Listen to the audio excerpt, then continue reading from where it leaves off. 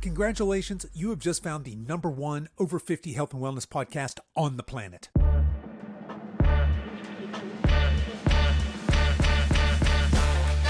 Hello and welcome to the Over 50 Health and Wellness Podcast. I'm your host, Kevin English. I'm a healthy aging expert and I'm the founder of The Silver Edge, and I'm on a mission to help men and women just like you build lean, strong, healthy, capable bodies that they love for the rest of their lives.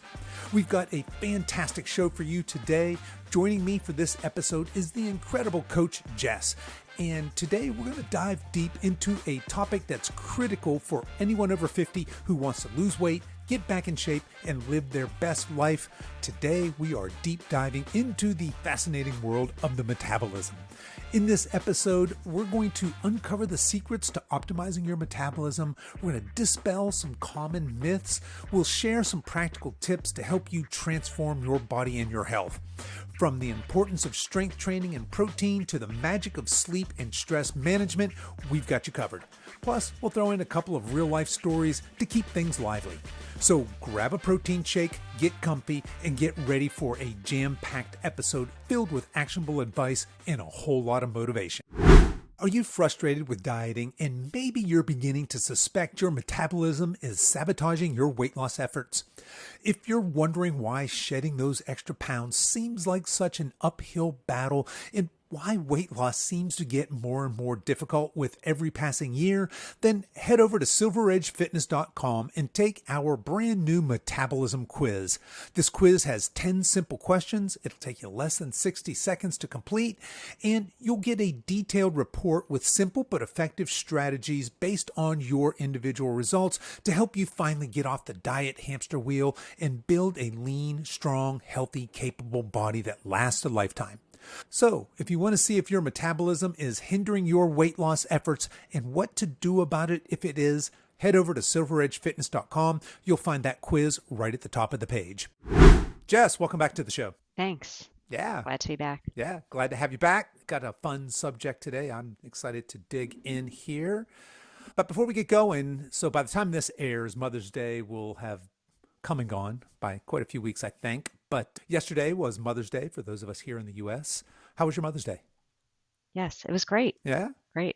As always, yes. What'd you do? Started with breakfast in bed. Breakfast in bed, right on. Is that the yeah, kids or the husband always that nice. takes care of that?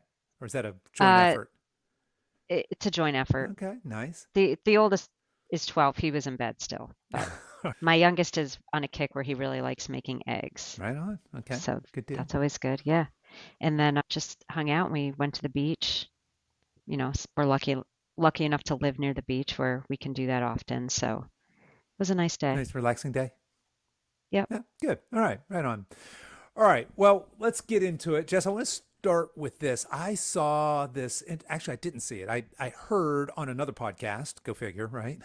Heard this really interesting statistic. They talked about a study there that showed that women who give birth after the age of 40 have significantly longer life expectancies than those who do not give birth after 40. And it kind of got me thinking a couple of things. A, why on earth would anybody in their 40s, if you made it that far, why would you start the clock all over again and have youngins? But it happens. In fact, my wife and I, Tara and I, we know several couples who have kids like in college and have newborns or infants, I should say, which again, to me, kind of, Oh, wow. y'all are crazy, but have at it. But it got me thinking, why might that be? And certainly we wouldn't want to infer causality here, right? We wouldn't want to say, hey, if you're over 40 and you want to live to be 100, best thing you could do is maybe have kids, right? Probably not that. But it got me thinking, we're going to talk a lot about metabolism today and maybe even a little bit about metabolism's effect on hormone health. But it seems to me that if a woman in her 40s is hormonally capable of having children, she's metabolically healthy. She's hormonally healthy because in order to be be reproductive ready, there's a number of things that have to be true, right? So I think that it's probably these people that are having babies in their 40s, these women, are probably hormonally and metabolically healthy through their 40s. And that's more of what we're seeing in that longer life expectancy than something else. What do you think about that? I'm with you. I mean, if living without kids until 40, you're more metabolically healthy because Right. your sleep has been better, Yeah. your stress has been better. It's hard to speculate, but That's a I feel really like, good point. I hadn't thought about that, but somebody who perhaps has not had kids up to 40, because when I first saw this study or heard this, it kind of made me think, well, gosh, does having kids, does that age you faster or does that yeah, increase your longevity? In my experience, I've got gray hairs and I'm balding on top, and I yeah, I attribute at least a good deal of that to my children, right? But somebody who has them later in life perhaps is more mature and ready to handle maybe the stresses of from an emotional, psychological kind of standpoint of rearing a child. But yeah, it's just interesting all the way around. It's kind of fun to speculate. I my mind went more to the metabolic health, but I think there could be, I don't know, does having kids keep you young if you're in your 40s? Looking at it from my own perspective, having another child, and when I was in my 40s, and I had mine a little bit later, so I was in my 30s, right? I wasn't in my 20s when I had my kids, but and my wife is much younger than I am, so she had her children young, but I don't know. I think that would cause more stress, but I could see a couple of different angles that we might consider when it comes to why women in their 40s might have longer life expectancies that they're having babies in. But either way, yeah, I'm not advocating for it or against it, but it just seems like a bold move to me. yeah. I'm wondering if they've ever done that study about men, if men had their, Huh. children Yeah. in their, because my husband was in his 40s when we had our children, and Hmm. I was in my 30s. So just, and I do think they keep him young. Yeah. I think they've Yeah. aged me. They've aged They've you, but they aged keep me. him young. Well, that's Yes. interesting. So I get, every once in a while, I don't want to brag here, but people, when they find out my age, are often like, oh my God, right? And I can't believe you're that Hmm. old. And I attribute part of that to marrying a much younger woman and so therefore my kids are young. So people just kind of, if they know my wife, especially, maybe they know her age, they just assume that I've got to be close to that, right? And they don't realize I'm a decent amount older than her. So yeah, maybe there's something about that us guys, it helps keep us young to have the younger kids, Yeah. maybe having the kids a little later in life, Yeah. right? Funny story. Like, yeah, Ben is 10 years older than me, and they're always shocked to learn that because they're like, really? He doesn't look that old. And I'm like, yeah, well, I'm 43. And they'll be like, well, yeah. I mean, Dang it. Yeah. I So, know. I'm like, well, okay. right. So, full disclosure here, my wife is 12 years younger than I am. And Okay. when we first met, well, because she's not 50 yet, so she's not listening to this, right? I'll go ahead and tell the story. I was kind of hesitating. Do I tell the story or not? When we first met, she was a teenager, and Oh, she had a fake ID. So, the drinking age was 21. And when we went out, I mean, so clearly in my mind, she's young, but she's at least 21. And when I found out, we'd been dating for, I don't know, gosh, it's been a long, long time ago now. We've been married 28 years and together longer than that. So like 30 years ago or something. When I found out how old she was, I tried to break up with her. I was like, this just isn't oh, going to work. I'm not sure it's legal. There's too big of a difference here. I felt like I was hoodwinked. I was like, oh my God. I felt like a lecherous old man. And yeah, obviously she'd had none of that. So here we are many, many years yeah, later, happily married. But yeah, something to be said about that difference in age for the guys. I get yeah. lumped into, I think, her youthfulness sometimes. I'm Hmm. youthful by association with my youthful wife, maybe. Yeah, I like it. Yeah, there you go.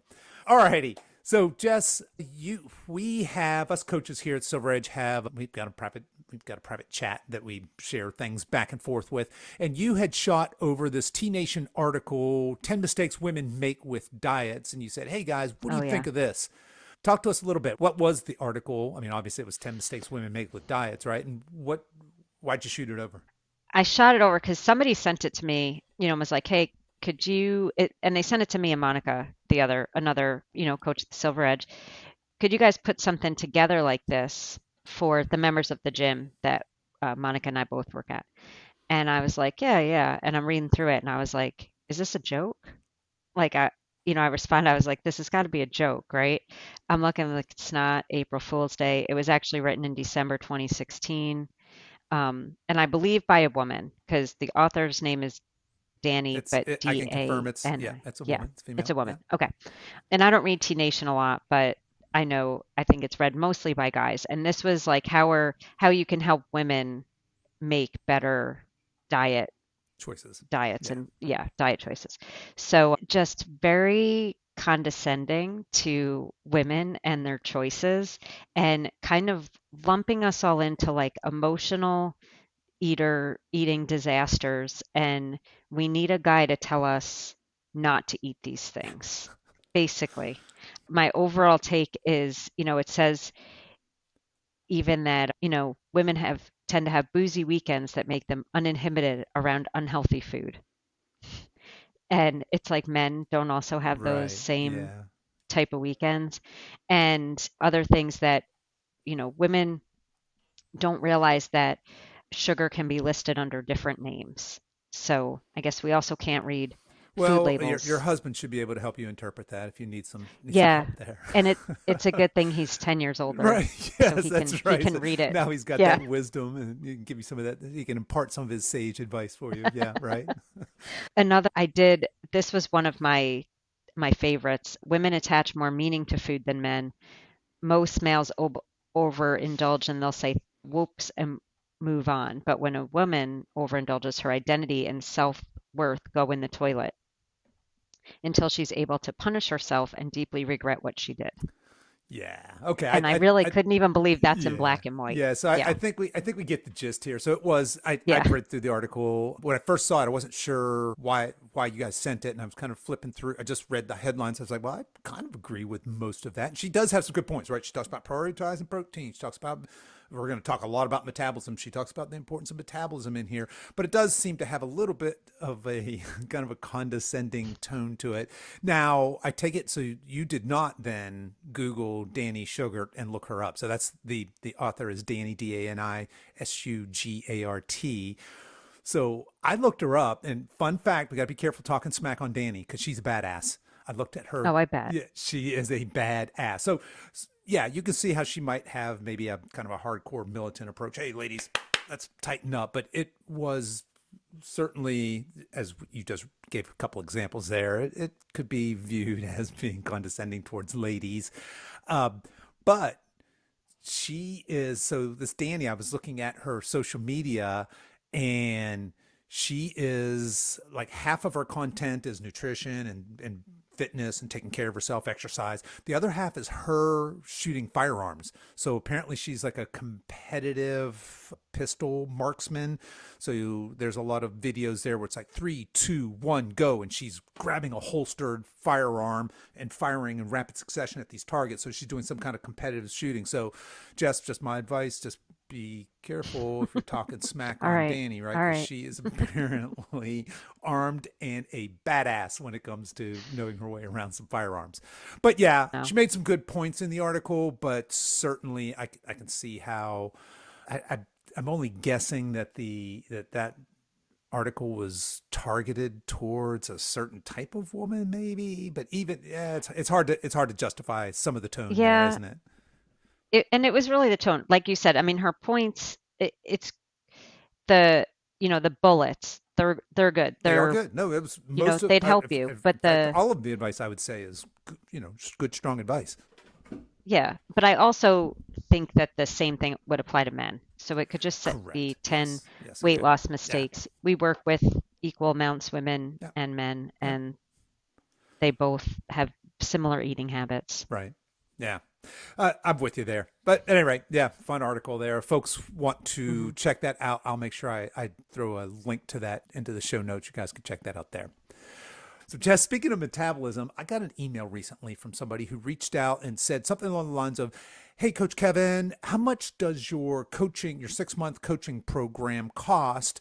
Because I want to know, because I want to take your free metabolic assessment, but I don't want to waste your time if I can't afford your coaching.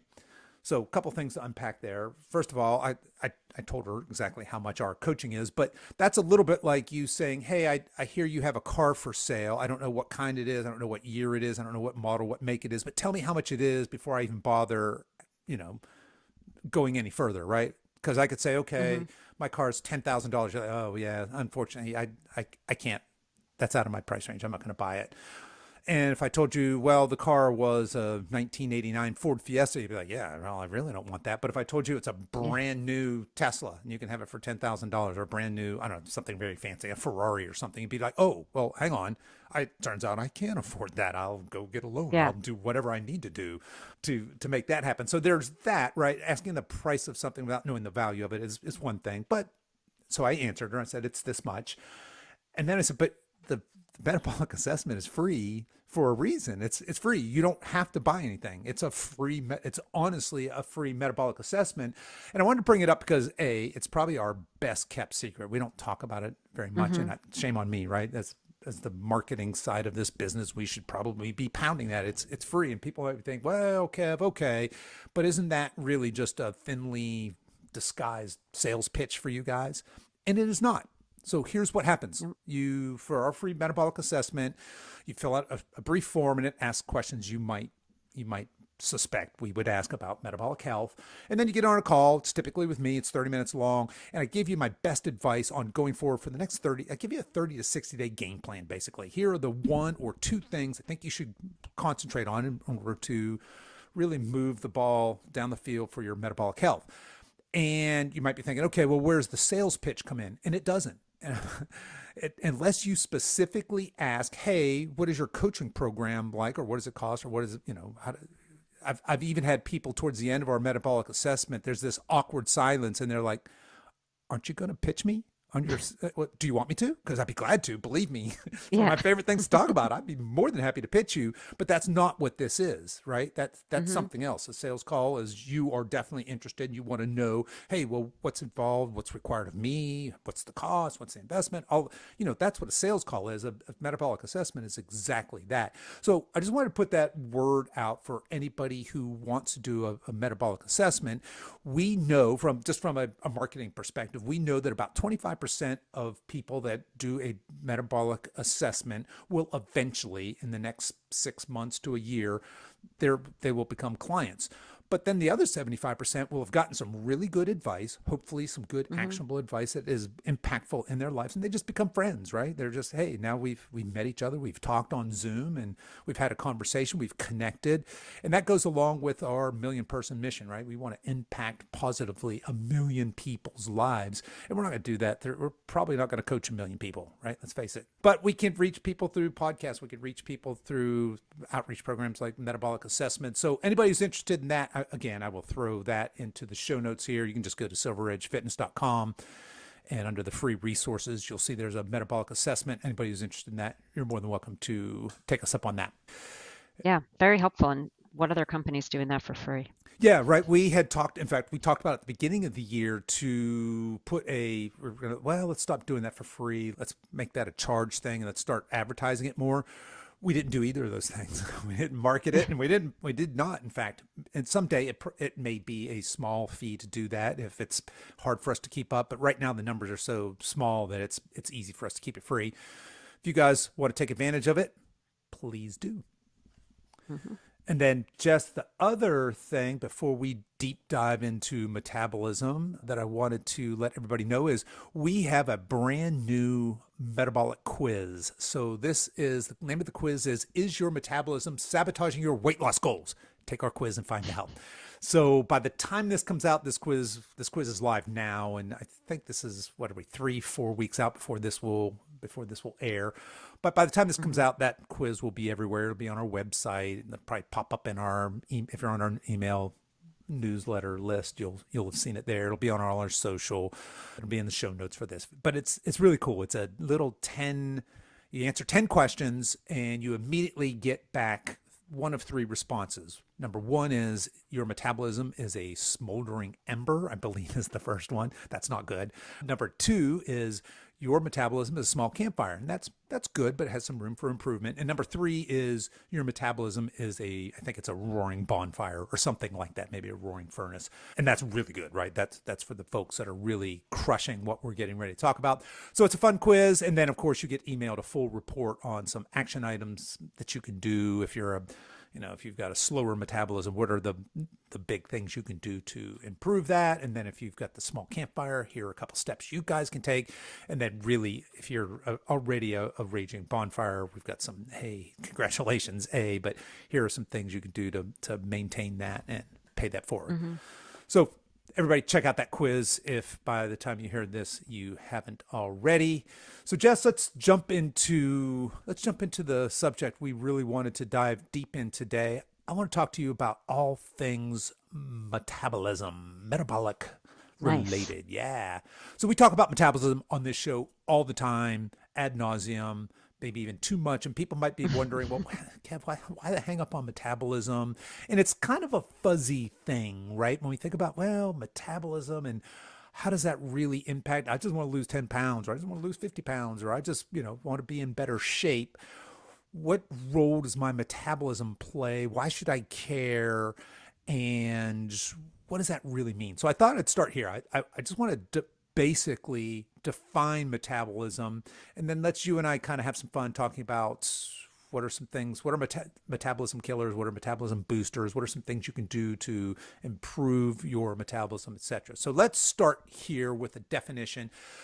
Basically, when we say metabolism, we're just talking about the rate that your body burns energy. It's basically the process of it's your body's process of converting food to energy. So your body converts proteins to amino acids, it converts fats to fatty acids, it converts carbs to sugars, most notably glucose.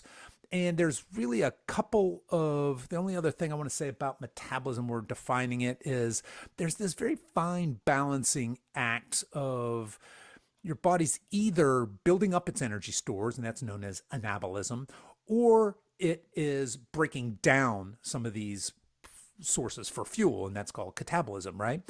And when we talk about this delicate balance, what we're talking about is energy balance. So most of you probably Mm-hmm. know that if you eat more calories than you burn, you're going to gain weight. If you eat the same amount as you burn, that's going to be what we call caloric maintenance. That's your maintenance. And if you eat fewer calories and energy burn, you're going to lose weight. So there's kind of a starting place there.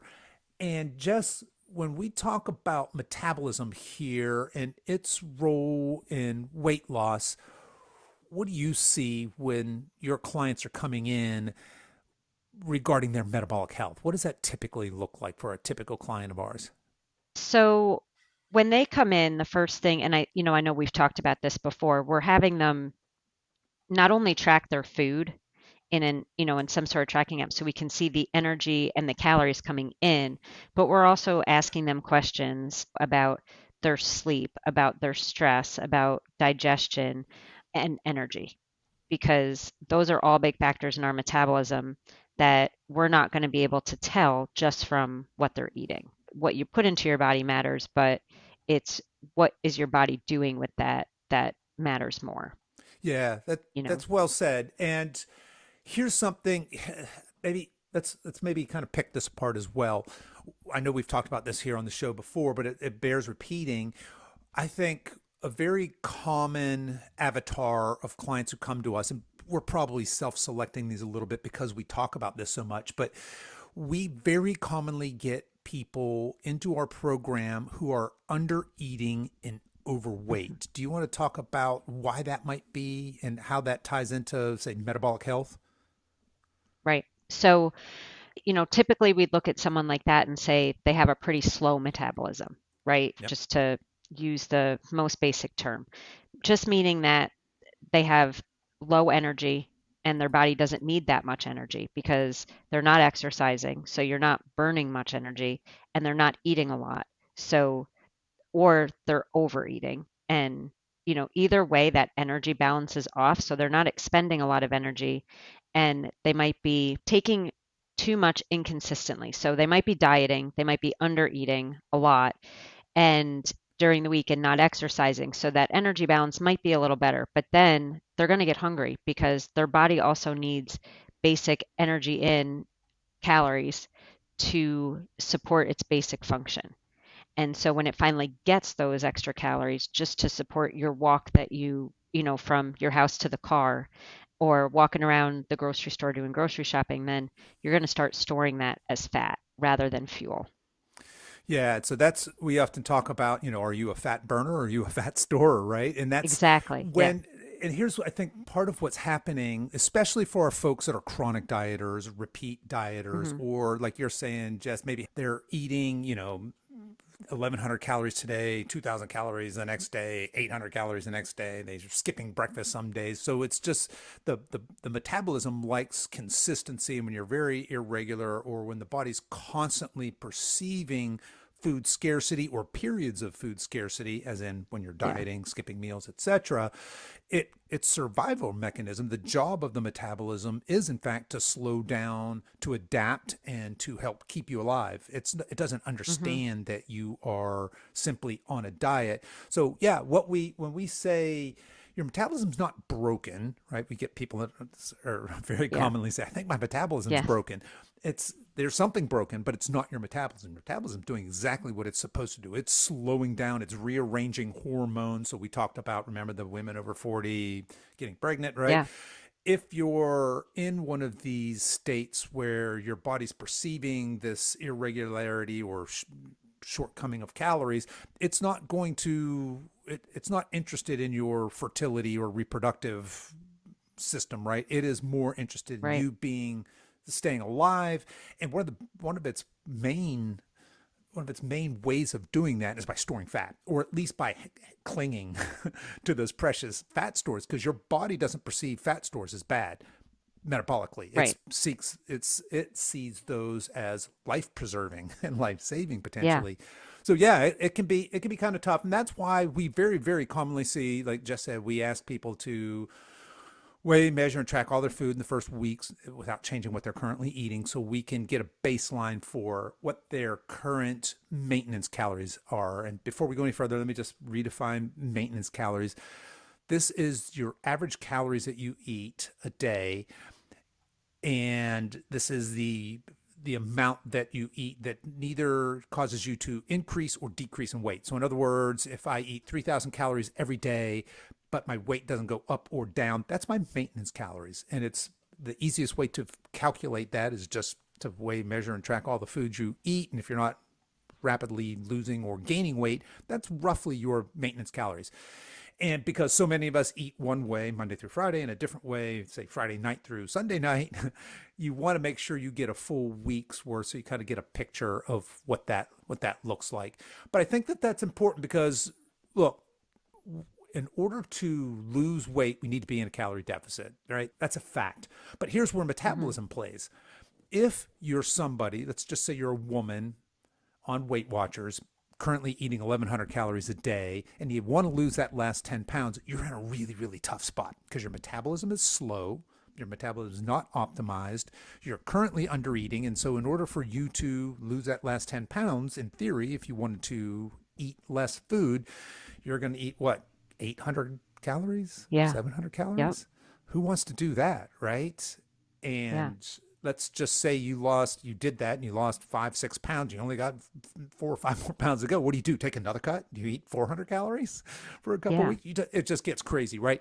So that's why we talk so much about the metabolism and its role in weight loss, because a couple of things here. When we say weight loss and calorie deficit and metabolism, we're talking about indiscriminate weight loss. So somebody who's eating 1,100 calories, not currently strength training, and reduces their calories even further to say 800 calories, they're going to lose a little bit of fat, but they're going to lose probably 30 to 40% of muscle as well, which is not a good thing, especially for those of us over 50. So we want to talk about metabolic health in this idea that fat loss is good for metabolic health, muscle loss is bad for metabolic health. So, with that in mind, Jess, let's talk a little bit about what are some of the things that we can do to optimize our metabolism. When I say optimize, just to be clear, I mean speed it up. It would be preferable for, let's go back to our lady who was eating 1,100 calories, and that's her maintenance. When she eats 1,100 calories, she doesn't gain, she doesn't lose, even though she's got another 10 pounds to lose. That's just her maintenance. If we Right. could make her maintenance calories 2,000 again and just keep her weight the same, just bear with me here for a minute because you might be thinking, well, that would be impossible. Maybe yes, maybe no. But if we could make her maintenance 2,000 calories or even 1,800 calories, that would be preferable. She would have more food freedom. She would be in a position Hmm. where she could start a diet, etc. So, with that as our background, what are some of our big levers? So, as a coach, when you get somebody in who's got this very slow metabolism, what are some of the big levers that we can use to speed up a metabolism? One, strength train, Yeah, number. I love number that. I one. love that's your number Yeah, one. Yes, that's my number yes, one as well. yes. And really all exercise is good. Yep. I'm not going to say any Right. exercise is bad.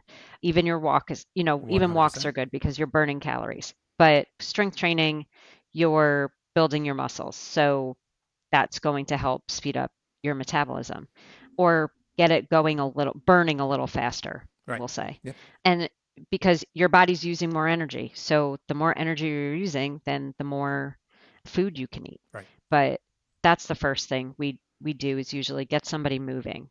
Um, Well, what if, let's just say that lady who's eating 1,100 calories on her Weight Watchers currently is listening to this. She's thinking, but I don't want to get big muscles. I want to be lean and tone and drop this last 10 pounds.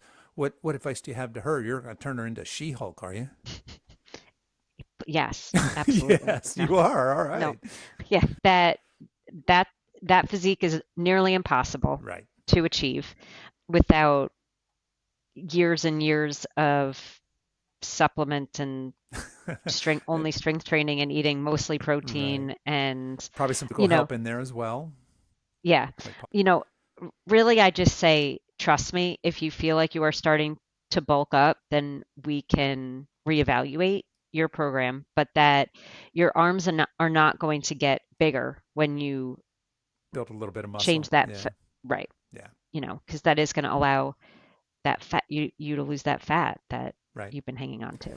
Yeah. So strength training is also my number one factor when it comes to our biggest rock, biggest lever that we have when it comes to helping somebody optimize their metabolism. There's a bunch, there's a whole cascade of effects that happen when we strength train. And to be clear, when I say strength training, we're talking about lifting weights. We're not talking about Yeah. doing classes. We're not talking about those little pink dumbbells. We're not talking about circuit training. We're talking about 3 sets of 10 of squats with a minute and a half of rest in between them, something like that, right? A good, well thought out, professionally designed, age appropriate strength training program with the principles of progressive overload applied, which just means doing a little bit more weight or maybe another rep every time you do an exercise in order to stimulate growth. But what happens there is we're speaking of stimulate growth, muscle growth, is in order to grow muscle, a couple things have to be true, right? You're going to have to release, you're going to have a hormonal profile that is optimal for building muscle. And by the way, that hormonal profile that's optimal for building muscle is a healthy, youthful hormonal profile. So very, very desirable. The more muscle you Hmm. have on your body, muscle is a glucose disposal site. So as you're eating these carbs, that's where that your muscle is taking this up and it's reducing the amount of insulin. So reducing your risk of insulin resistance, which leads to diabetes. So you've got all of that. You also start to look and feel better as you put a little bit Hmm. of even a modest amount of lean muscle on your body makes a huge difference.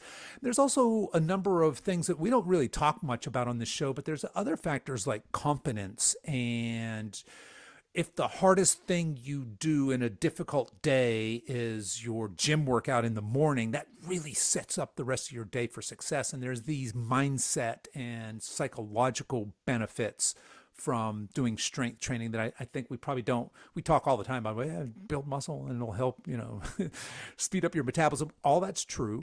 Wonderful reasons to lift weights, but there's also, I think, things that it changes you more than just physically. Is that fair? Do you see that with your clients as well, Jess? Oh, absolutely. We do weekly check-ins, which is a form that our clients fill out. And there's a question, what was a victory for the week? And my favorite are when people say how they were able to carry 4 bags of mulch in from the car without needing to go get their husband to do it. Or I've had a male client and they live on a lot of land and they have a tractor. And he said, like, normally he has to have a couple friends come over to help him push this tractor in for the winter. And he did it himself, Yeah, love just it. this confidence that you're moving well. Yep. Yeah. I think the other thing that happens with strength training that's a byproduct that a lot of people discount is you just mentioned move well. Just we're increasing mobility, we're increasing functional movement.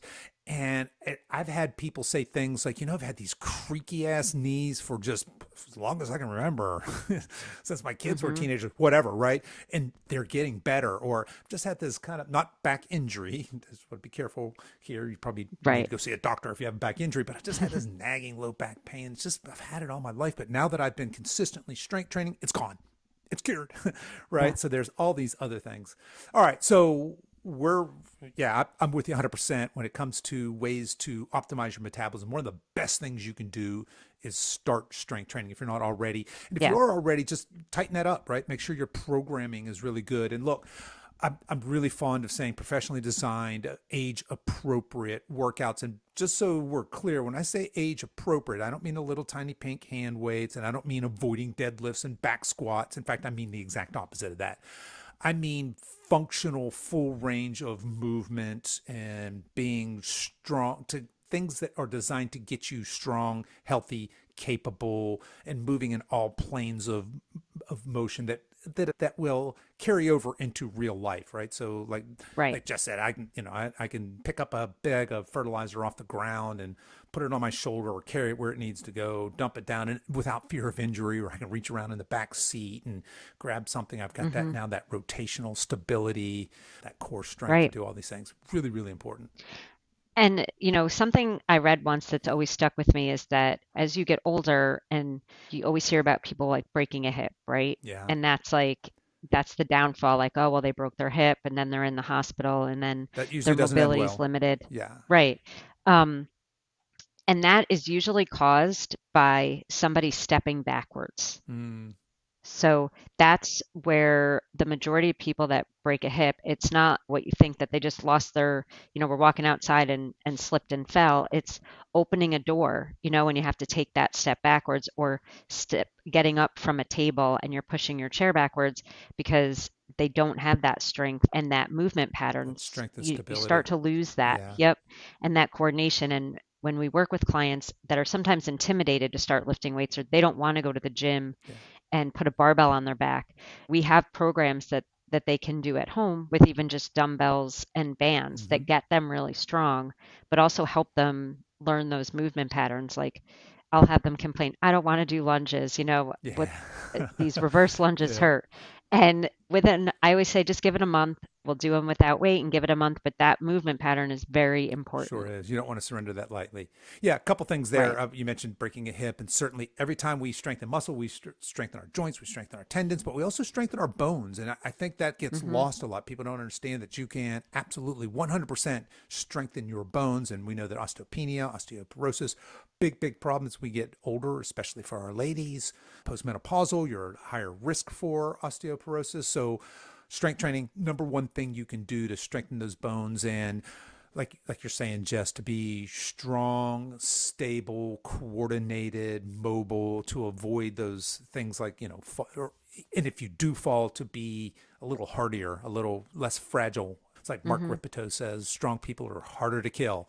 And he's not just Yes. talking about like in a knife fight. He's talking about surviving falls, for even surviving illness and things like that. If you are strong in the sense that he's talking about, which means I have a decent amount of muscle mass on my body. I'm not fragile. I'm not frail. I'm not weak.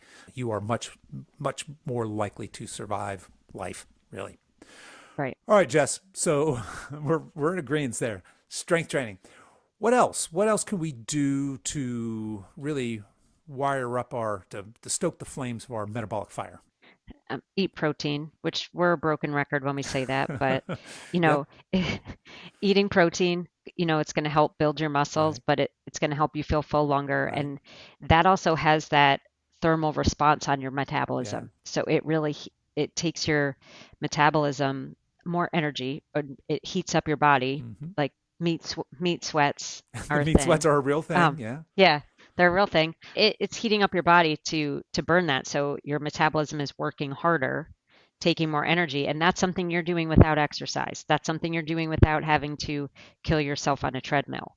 Right. And it's just eating protein can really benefit speeding up that metabolism Yeah. There's a or fan. making it Yeah. healthier. Well, look, speeding up and making healthier and optimizing pretty much the same thing, right? We'll use Yeah. those synonymously. I think that's fair in this context. Okay. There's a fancy word for that, right? The thermic effect of feeding when we talk about protein. Right. It takes more calories for your body to process protein. So you're actually burning more calories when you eat a high protein diet without really doing anything else. And then I'll say this, so those two, eating more protein and strength training, go hand in hand. You want Hmm. that protein for those amino acids, which are the building blocks for this new muscle that you're going to be developing in your strength training. So when we combine protein with strength training, what ends up happening is we're building this lean muscle mass. And here's kind of the magic that gets missed a lot when we talk about metabolism and fat loss and muscle building and body composition. And that's this, that lean muscle that you've just built, even a modest amount, is metabolically expensive. What that means Yeah. is that your body has to burn more calories. It costs more energy just to have that on your body. So, as Jess and I are sitting here having this conversation, our bodies are metabolically active, just supporting the muscle, that type 2 muscle that we have on our body. So, we have a higher metabolism, a faster metabolic burn than if we had less muscle mass to support. So, remember this, because that muscle, that specifically the type of muscle that we get from strength training, which is different from cardio, by the way, and we're going to get there in a minute, but specifically the muscle that we build through strength training is metabolically expensive. So your metabolism would prefer that you have less of that and more fat. So I'm just repeat that so you understand. Biologically, you are evolutionarily hardwired that your body would prefer to pare down muscle and store fat because that's what would keep Hmm. you alive in the case of, again, this food scarcity sort of event, which fortunately most of us in this day and age are not going to. That's not a problem we have, right? But our biology doesn't understand that. It still thinks after hundreds of thousands of years of evolution that could potentially be a very real problem. So it's prepared for that. And one of the ways it does that is by paring down unused muscle because you don't need it. It's expensive. It costs a lot of calories to keep it on your body and to store fat. So just wanted to mention that as you guys are thinking about strength training and protein, the first two things that we're going to recommend for speeding up or optimizing a metabolism. All right, Jess, we got some protein, we've got some workouts going. What else can we do to really get that metabolic fire stoked? Sleep. Sleep. Sleep. All right, there you go. All right. Why sleep? And I'll say, yeah, sleep. So, I, and one thing our body needs, like we've talked about before with food, is consistency. So, Mm, if you could sleep 7 to 8 hours a night, every night, I mean, that's amazing. And you're going to see great benefits. Realistically, a lot of people don't get that yep. type of sleep. So, what I'll say to my clients too is have a consistent sleep routine.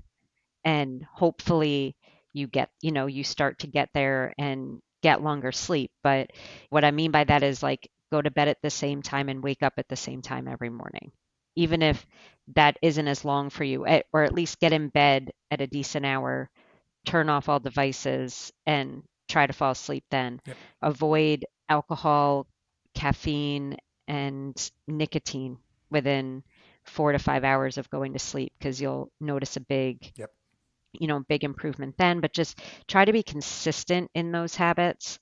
And if your body knows, all right, this is what is happening, now it's time for my body to start to rest, I can start to do what I need to do when you're at sleep, repairing those cells, building muscle. That's really important more important sometimes than our protein and our exercise, but just getting that consistent sleep routine. Yeah, your body, your metabolism in particular, loves that consistency, right?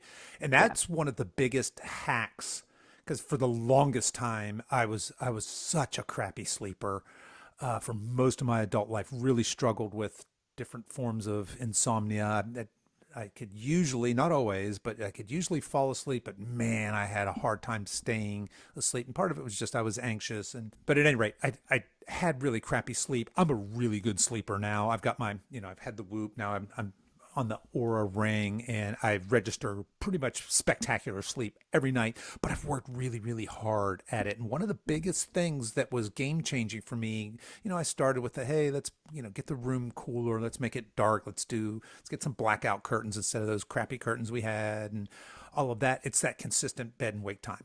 When I got that Hmm. dialed in, that was really the big, big game changer for me. So I think a lot of us do a good job of that, maybe Sunday night through Thursday night, and then Friday, Saturday, we kind of throw that out the window. We sleep in Yeah. late or we stay up late. And if you think about it, it's almost like jet lag, right? You're just all of a sudden we've Yes. shifted by hours, and some of us many hours, our sleep schedule between the weekdays and weekends. And again, the body just loves to have that routine and that consistency, and it's going to be really tough to dial in that sleep. When we talk about healthy sleep specifically, we want those REM and deep sleep phases because that's where the magic is happening basically when Hmm. we talk about restoration, restorative sleep. Yeah. So really And important. really, like, yeah, and some people might hear this and think like, well, I wake up 3 to 4 times a night. I'm busy with X, Y, and Z until 10 or 10:30. Then I need an hour to myself, and then, I go to sleep, and I have to get up at 5 to start my day. So when do you expect me to get better sleep? And one thing that I read a long time ago that always sticks out with or stuck with me was like the more energy you're burning during the day and like the how faster your metabolism is, the the better you can sleep because your body's really going to demand it. So Mm, elephants, believe it or not, only really require 3 hours of sleep a night I did because not they're know that. kind of, yes, they're slower moving, kind of stand around a lot in one place, where a cat or a rat, either one, needs 18 to 20 hours because they are busy, Hmm. on the move all day, eating a lot. I just, something like that just always kind of, that visual always stuck with me. Yeah. That, if you're bigger and you're not moving around and you're not expending a lot of energy, maybe you're not sleeping that great because your body's like, well, get up and let's move and burn some energy so that I have a reason to sleep and build those muscles and repair your brain cells, and your immunity, and all of those things are really important when you're sleeping. But if your body isn't able to do all of those things because you're not burning enough energy during the day to warrant it, then just one of those other cause and effect Yeah, no, it's type it's all things. tied Yeah. together, and that's interesting. I hadn't really considered that, but that certainly mirrors my own experience as my metabolic health improved, and with that, as my maintenance calories increased as I got healthier. My Mhm. sleep did improve. Now I was very specifically working on sleep as a part of my whole body health wellness agenda. But Hmm. yeah, I hadn't thought about that. That and certainly I was putting out more energy as I was getting into my workouts, things like that. It makes sense, right? You're tired Yeah. out, and yeah, and I think another big piece. We had it was Devin Burke, I think, on the podcast from probably a year or so ago now, and he's a sleep expert. And one of the things he talked about is, look, there's a lot of reasons modern people have such a hard time sleeping, but the biggest one far and away is psychological, and it's anxiety, and it's even low level anxiety. And so a lot of his, he talks about a good night's sleep starts when you wake up. And he talked about the importance of Oh, I love think that. of sun and circadian rhythms, but that's not really what he meant. It's less the biology and more the psychology. He said if you're if your mind is racing, especially if you're going to bed with your mind racing, oh my God, I got to do this, this, and this, and oh, what, today was a disaster, and you're replaying the highlight reel of all the things went wrong today. You're not set up for an ideal night of sleep. So he's much more of takes this psychological approach to managing stress to improving sleep that I think certainly makes sense in our modern world. Yeah, and to his point, when you're feeling stress, when our body feels stress, your blood pressure starts going up, your heart rate's racing, all of those things. If you have a healthy, aka faster metabolism, your body's response to that is quick, Yeah. and it can start lowering your blood pressure and getting your heart rate down, and you don't feel those physical effects as much. So your body, is calmer. Even though you can be extremely stressed out, you just might not feel it a lot because your body's able to tackle that. And that can go, in two extremes. If your body is not having, if you don't have a good metabolism, I don't mean good. I mean, if you don't have that faster metabolism, your body's having a slow response Right. to that because it's very busy trying to keep you sitting upright in your chair, that, you're feeling that much more. Yeah. And you also might feel really tired as soon as you wake up. And that is your body's response to stress, because when you feel like, I don't have the energy to get through this day, 100% you don't have the energy to get through this Right. day. Yeah. You haven't eaten enough, you don't have enough muscle that's burning, helping that Yeah. metabolism. You really don't. And then you're relying on caffeine or, maybe something to get you through that day, and you're too tired and you don't have the energy for a workout. You have all of these things now working against you, Yeah. Sure do. where, and really just eating more is going to solve your problem. Yeah, yeah. Eating the right things. We'll get to that too. Yes. Yeah, Yes. I Yeah. think. Yeah. Well, Yeah. hey, Yeah. look, I think we would both agree that stress or stress management and sleep are two sides of the same coin. Both of those are Right. absolutely critical for improving your metabolism. And look, I mean, stress, especially chronic stress, the way we experience it, acute stress, the kind that, your fight or flight response, that those of you that are first responders, or maybe you're in, I've got a client who just graduated a program that's is a trauma, emergency room trauma doctor. I mean, that kind of stress is important, right? That's what we Hmm. evolved to have. It's this low level chronic stress, family and relationship and work and traffic or whatever it is, right? It just causes this inflammation, the cellular, this very biological inflammation, which is no bueno when it comes to helping your metabolic health or increasing your, Yeah. speeding up your metabolism, being metabolically healthier in the way that we talk about it when we're talking about metabolism's relationship to body composition change, right? Yeah. All right. And I do think like that's something we also track with our clients. We've 100%. talked about that. Yes, we do. Besides sleep is stress. Sleep and And stress. Yep. yeah, Yep. and it is, always amazing to see that stress level going down. Yeah. Well, I Um, think there's a couple things there, right? So if we see sleep deteriorating and stress going up, and let's say it's has nothing to do with programming, it's just a life event, right? right. Something unfortunate, death in the family, a divorce, something, right? As coaches, we have to program around that, knowing that they're heading in a scary or a non-desirable metabolic place.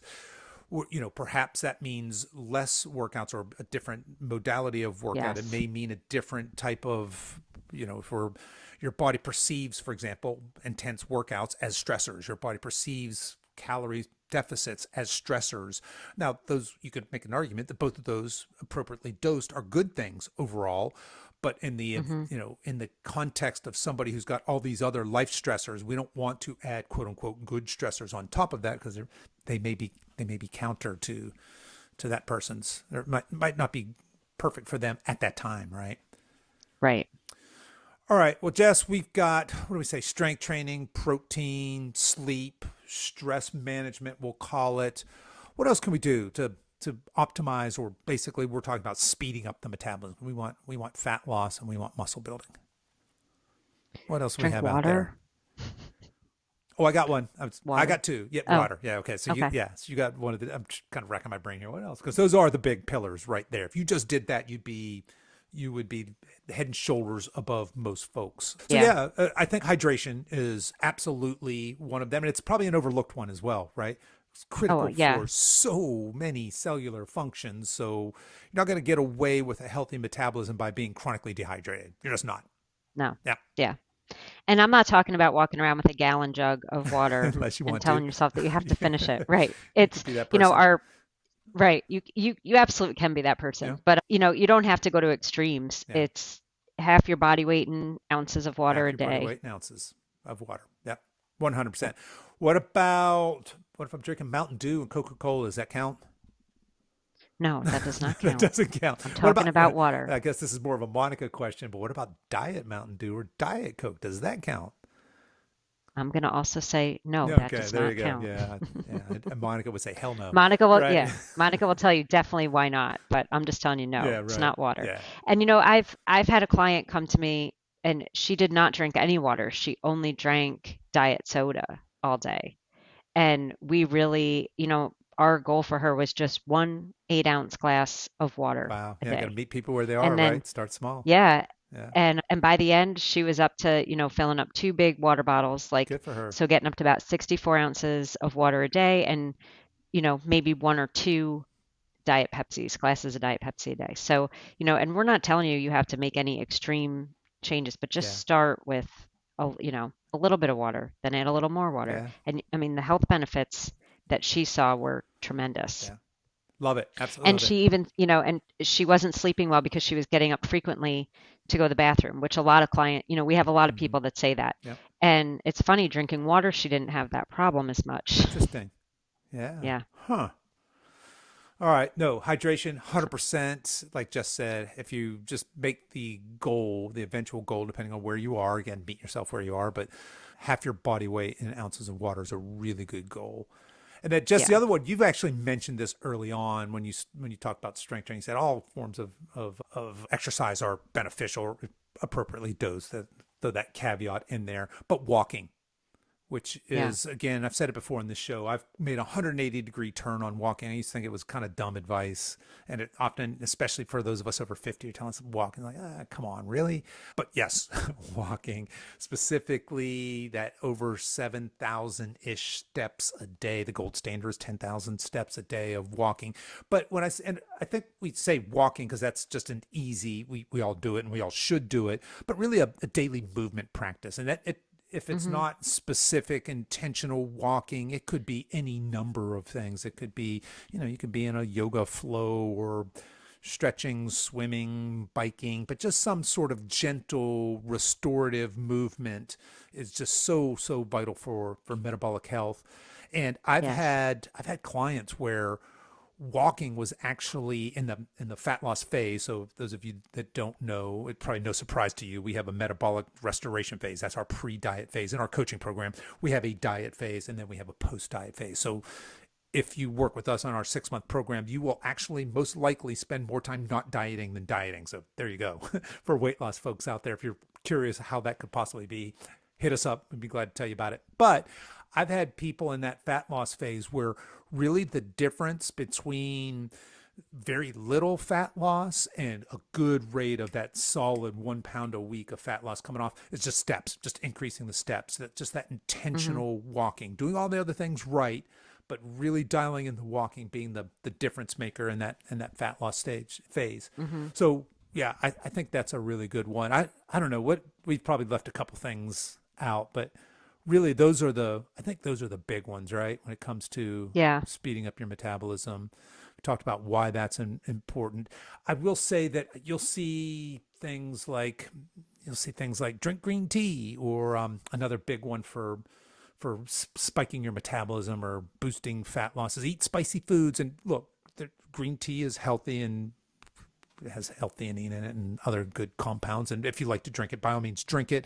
In the context of speeding up your metabolism, or spicy foods, another one that often gets thrown in there, there's probably a small temporary spike in metabolism if you eat spicy food, Yeah. I would imagine. But I don't think would make that the bedrock of No. your speeding up your Yeah. metabolism No. And strategy. that's like with anything. So I've seen that with the green tea. Then I've also seen that it's like, you know, it, caffeine speeds up your Caffeine metabolism. as So well. when you're Sure. drinking There's a coffee, right? temporary, And yeah, very temporary. yeah. And temporary as in like, if you don't drink coffee at all, and then you drank a cup of coffee, that's going to speed up your metabolism. If you drink coffee every day, no, Right. you're not Okay. speeding up Yeah. your We back to metabolism. that Right. adaptation. Your body's is an adaptation machine, and that's the metabolism at work there, Yeah. adapting to that. But yeah, that's a good point. So if you're a regular coffee Yeah. drinker, you're probably not getting a big, big metabolic boost, unfortunately, huh?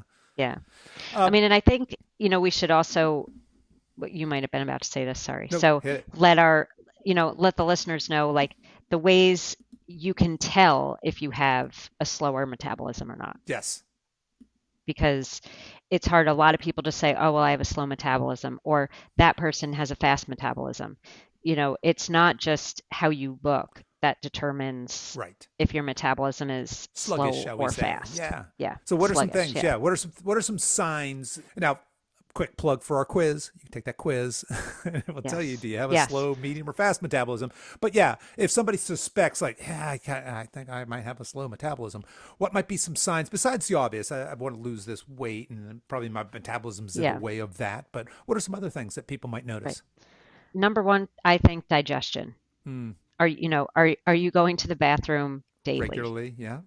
Yes, like that is food in, food Yep. out. So very easy way to tell how healthy your digestion is Yep. are you regularly going to the bathroom? You know, Another interesting one I think is, your immune system. How often are you getting sick? Do you feel Yeah. like That's a good you one. always have a cold? Yep. And if you're around people that are sick, do you catch it? And when you get sick, is it severe? Are you recovering pretty quickly? Because if your immune system is working well, and now I'm talking about, I'm not talking about serious illnesses. I'm talking more about, Mm-hmm. your daily colds. And for instance, I just went on a trip, and I'm just talking about myself here, but I went on a girls trip for, we were gone for 3 nights. Obviously, I was enjoying myself. I was, getting in protein, with each meal, but my diet was not perfect. I was not getting in exercise. I came home and got sick Yeah. and then got strep throat a couple days after that. So and that was a big, red flag to me that, all right, Jessica, get back on it. And I'm not saying I won't go away and enjoy myself or anything like that, but, my metabolism actually, was busy getting back into routine. It was not there to build up that immune system. Yeah. Yeah, it's the body is so amazing and just complex. And when you think about this holistic health, we think about the metabolism and the immune system and the way they work together, and certainly having a healthy metabolism. When we do the things to increase our metabolism or have that optimized metabolism, we do things to improve our our immune system as well, or to optimize our immune system as well. So certainly, I think the things that we're talking about, these behaviors are really healthy behaviors. I mean, we have them in the Right. context of the metabolism, specifically in the context of metabolism for weight loss. And why do we always talk about this? And that's our discussion here. But really, and just to pull back the curtains, our entire weight loss program is centered around the philosophy that we can get you to permanently lose weight only by increasing your holistic health, your metabolic health. So Hmm. we are of the school of thought that's more of a health first weight loss, as opposed to, because look, anybody can come and tell you eat less food and you will, and maybe even move some more, right? Eat less, move more, and you can put fancy names and protocols on all these things. You can add wrappers around it like intermittent fasting or keto or something else. Supplements are another very popular one. But that's easy. Getting you to lose weight is easy because I can degrade your metabolism. I can have no regard to weight loss for, differentiating weight loss from fat loss. What's much trickier for both us as coaches and frankly for you as potential clients is this health first approach to restoring and optimizing your metabolism for healthy body composition, so for weight loss, right, for fat loss, Right. and for aesthetics, as well as health. But the trade-off is this, because I think anybody who has lost weight and gained weight, lost weight and gained weight, and lost weight and gained weight can attest that that's pretty frustrating. So lose weight, Yeah. gain it back, lose weight, gain it back. So our trade-off is, look, I'm not going to get you to drop 20 pounds in 2 months. It's not. Right? I mean, maybe Right. if you have 150 pounds to lose, that might be possible. But for most of you listening, no, that's not going to happen in our program. Rather, it's going to be this much more modest, quote unquote, weight loss. Because when we say weight loss, we mean fat loss. And hopefully you're going to gain a little bit of muscle to offset some of that fat loss as well in this journey. So it's less dramatic in the number on the scale, but it's much, much more dramatic in the long-term health effects. Yes. And it's almost like that body composition, that lean toned look that most people are chasing is a side effect of you getting metabolically healthy. Think that's fair? Right. Yeah, Yeah. absolutely. I mean, I think as coaches, we're more concerned with your improving your overall quality of life Right. than, and your quality of life, if you want to lose 20 pounds in 2 months, is not going to be good But nobody for those comes two in. Well, months. I won't Right. say that because we do have clients that come in and say, improve my quality of life. But Yeah. most clients that come in and say, get rid of this 20 pounds. Right. Right. And it takes a little while. Of course, they're not paying us without any idea of how we work. Right. So they know what they're getting into. But these are all people, or almost all people, who have tried all these other things. Well, I've tried dieting my entire life, sort of thing, right? Nothing, or I get people to say this: just diets don't work, and there's this whole fat acceptance movement that's built on the Yeah. premise that diets don't work and it's a sham and you shouldn't even try because it's unhealthy. And I'm like, well, Right. yes and no, right? There's the whole slash calories, and you're right, that doesn't work. Not without the rest of it, without any regard to metabolic health. All right. I can see we've been at this for a little over an hour. Maybe we beat this to death. Maybe we haven't. We're going to continue talking Yeah. about it. That's for sure. Very passionate about the subject.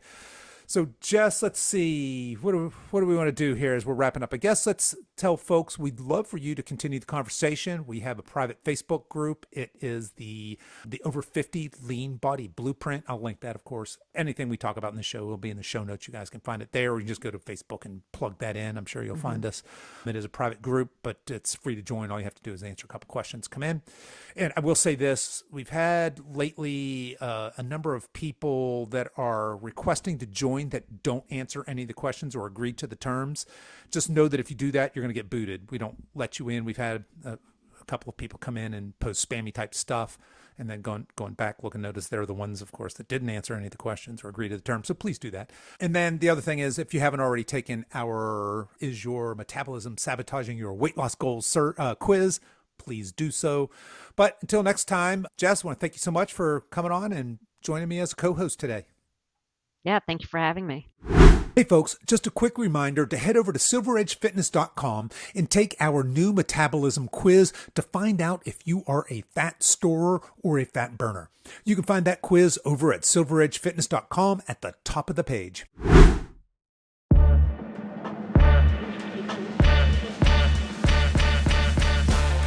Okay, that's our show for today, folks. If you've enjoyed this podcast, I want to let you know that we have other free resources over at silveredgefree.com. There, you'll find our free guides with our top tips on nutrition, exercise, and healthy lifestyle to assist you in your weight loss and fitness journey. So feel free to head over there and download anything that looks useful to you. I'll put links to everything we talked about in the show notes, and you folks can find those over at silveredgefitness.com/283.